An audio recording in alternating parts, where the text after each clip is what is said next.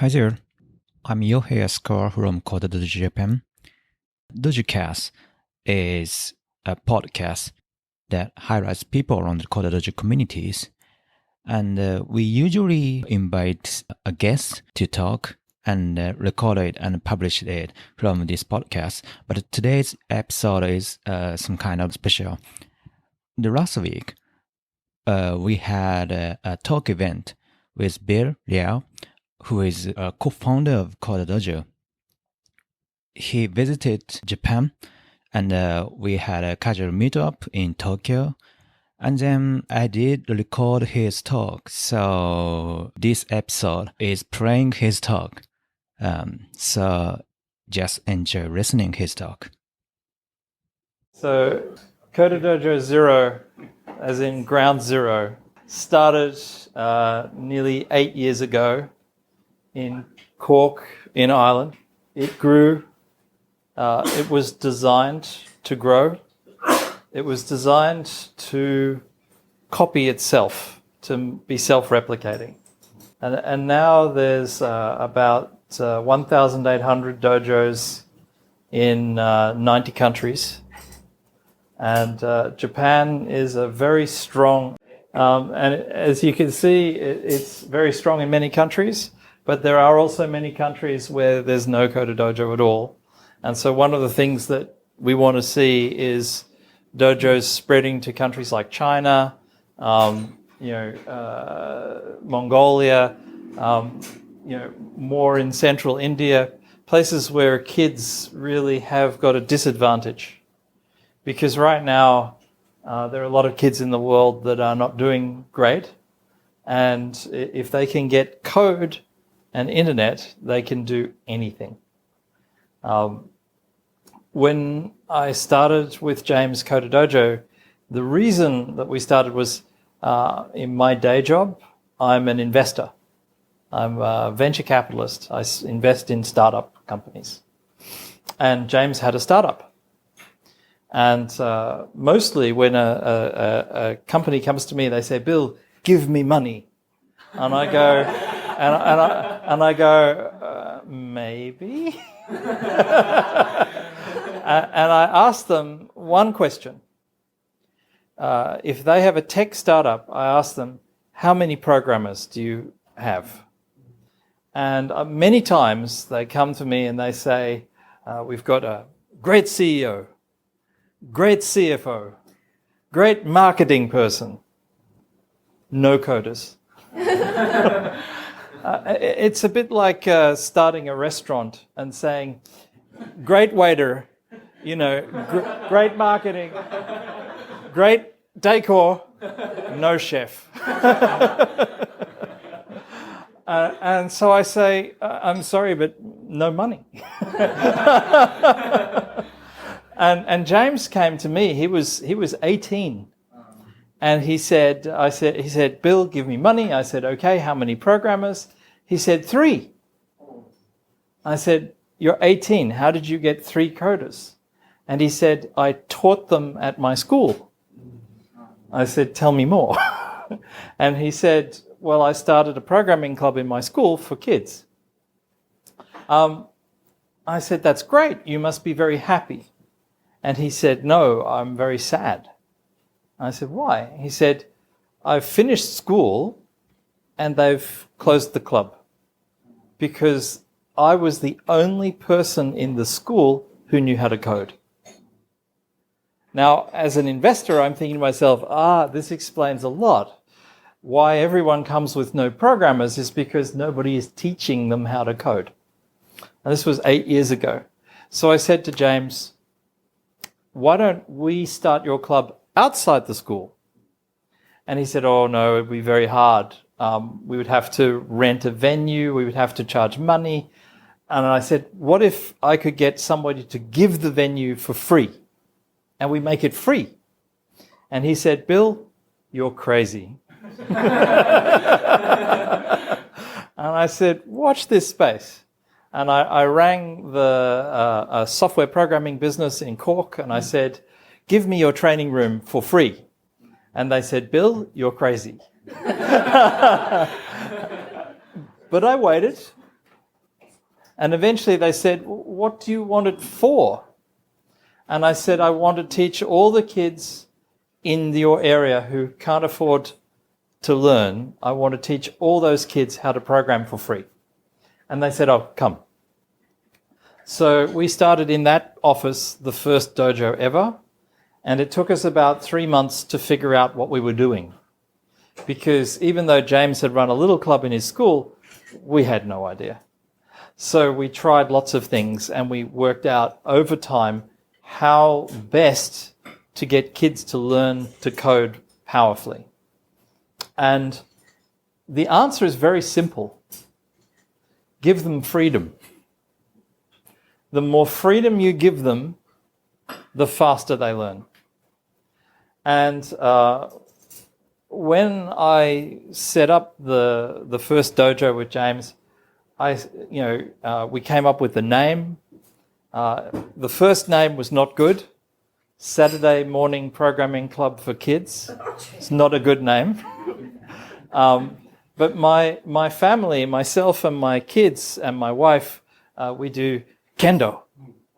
And I thought, kendo dojo? CoderDojo. And so we came up with that name, and people liked the name. They went, dojo? What's dojo? And we said, oh, it's where you learn, powerful stuff. And they were like, great, let's do it. So that's the name. And then when we were starting very early on, the parents asked me, what are the rules? What are the rules in CoderDojo? And I thought, this was, in the first week, and I was thinking, what are the rules? That's a good idea. We should have rules. So I went and I looked at Boy Scouts, and there were rules, many, many rules. And then I went and I looked at soccer clubs, many, many rules. And I started to look at the rules, and I ended up with a big, long list of rules. And I'm thinking, I can't remember all these rules.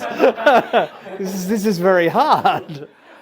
And I noticed something, that all the rules were saying no. No. No, don't do this. No, don't do that. No, don't do this. And I thought, it's not very friendly. So I said, what about we make the rules yes? We want this, we want this, we want this, rather than no, no, no. Because I know from my kids, if I tell them no, they do it.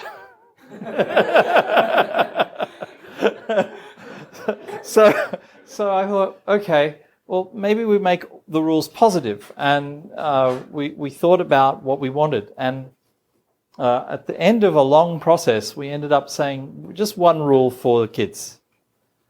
Be cool. Everything we want them to do is just to be cool. You make a new Scratch game, that's cool. Be cool. You invent a robot, you go to coolest projects. The one rule, be cool, became coolest projects. Because we just look for whatever is cool. And the kids know, if you say that's cool, they love it. And if you say, oh, that's uncool, they're like, oh, I don't want to do that anymore. It's much easier with just one rule, and it's easy to remember for me. Many times we were asked by parents, why don't you charge money? And the answer is, James and I decided that if you put a cost on this, you make inequality. Even if you charge some kids and you make others free, they never feel the same. They're unequal. And so we said, must be free. And that means that we really, CoderDojo really depends on you. Your heart and your spirit is what makes CoderDojo happen, because you're the champions, you're the mentors, and you're all great people. So from my heart, thank you for everything you're doing, because that makes the spirit of CoderDojo work. And so I personally thank you for that. Arigatou gozaimasu. That presentation before about, the CoderDojo kids, the ninjas, becoming mentors. That's exactly the spirit that we started CoderDojo, because in my dojo, in CoderDojo Zero, I still go after 8 years. I'm still volunteering as a champion, but the ninjas are much smarter than me. There's nothing I can teach them, so they have to mentor, and that's powerful. And I noticed too, in my dojo, there were 2 very smart girls, ninjas. And I said to them, listen, you have a job. Each dojo, for 20 minutes, you must welcome the new kids and teach them the basics. And when 6 months after I did that, put 2 girls in charge of the newbie table, 50% girls in my dojo. Girls bring girls. All right? The girls come and they see girls in charge. I'm the mentor, 12 years old. I'm the mentor, 12 years old. I'm the mentor.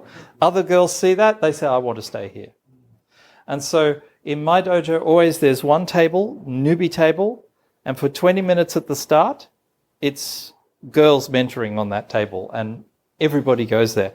And it's fun to watch, 14, 15-year-old boys looking up at the 12-year-old girl. Right? Yes. It's fantastic. It's very good for the girls too, to be in charge. And that's again in the spirit of, ninjas become mentors. Mentors become champions. And that's how CoderDojo keeps going. The other thing that keeps going is the venues, the places where you have dojos. It's very important to try and get the best offices. There's a CoderDojo at Twitter's headquarters. There's a CoderDojo in almost every Salesforce office. Big, expensive offices, and they give it for free. It is much better to have the dojos inside an office for free, because the kids love to go there. And they look and they have a lot of fun in those offices. And, if you look at Shinjuku, there's more office space in Shinjuku than almost anywhere else in that space. So if you can get the big companies to all open their doors on the weekend, on a Saturday afternoon, everybody benefits. The kids have fun, and the businesses see the next generation of coders that they'll need. It's very powerful. CoderDojo is not school. It's about freedom, both of the mind and of the heart and of the fingers, to be creative, to make new stuff. And the more it's not just free to go, but it's free to be. And the more you can get that spirit going around, the more power there is for everybody in the community. One thing in my dojo, all the parents sit at one side and all the kids sit at the other side, because we've found that the parents slow the kids down. It's much better to have the kids working together, and you encourage them to collaborate, and they create projects together. Being a champion for now 8 years means that I make the parents do everything. I come into my dojo, I sit down, someone brings me tea, someone brings me cake, I chill out. That's my job at the dojo. Because after 8 years, if I had to be doing lots and lots and lots of organizing and managing and everything else, I would have burnt out. Right? You can't keep going forever. You need to get the parents to do the work. Very important. It's free, but it's not a free ride. Another thing in my dojo that works really well is we give out belts. In karate, you have a white belt, a red belt, a brown belt, green belt, black belt. We have USB wristbands in white, in different colors. To get a black belt in my dojo, you need to have submitted code to GitHub that has been reused 1 million times. All right, so there have to be 1 million live instances of your code. That's a black belt. And the kids love the belts. They'll do a lot to earn the belt. And the belts are given free by businesses. They put their logo on there. That's fine. What else? I guess the other thing is if you have questions, now's the time to ask. If you want to know anything about CoderDojo, I still know pretty much everything. So thank you very much. And if you have questions, now's the time.